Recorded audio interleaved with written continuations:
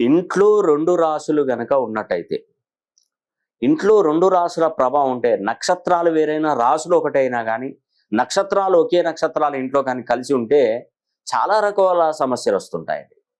మీరు చెప్తే నమ్మరు గానీ, ఏ పని జరగదండి. ఆ ఇంట్లో ఎప్పుడు గూడా ఏదో రకమైనటువంటి సమస్య మొదలైపోతూ ఒకటి సమస్య కంప్లీట్ అయిపోయింది. ఇకనైనా ఊపిరి పీల్చుకుందాం అనుకునే టైంలో ఇంకొకటొచ్చి పడుతుంది.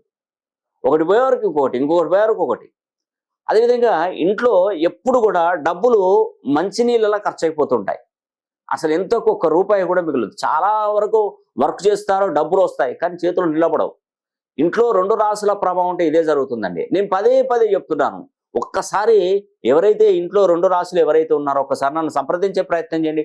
ఫోన్ లైన్‌లో రండి. మీరు నా దగ్గరికి రానవసరం లేదు.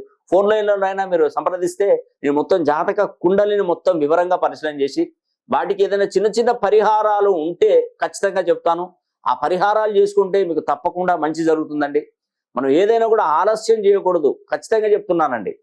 మనం ఎప్పుడో కూడా మనం అనుకుంటాం రేపు వస్తాం, ఎల్లుండి వస్తాం ఇట్లా టైం వేస్ట్ చేసుకుంటూనే పోతున్నారు కానీ ఏదైనా కూడా తెగించి ఖచ్చితంగా తెగించి మరి దాని సమస్యకు పరిష్కారం కనుక్కున్నామంటే మన జీవితం అంతా కూడా చాలా హ్యాపీగా సంతోషంగా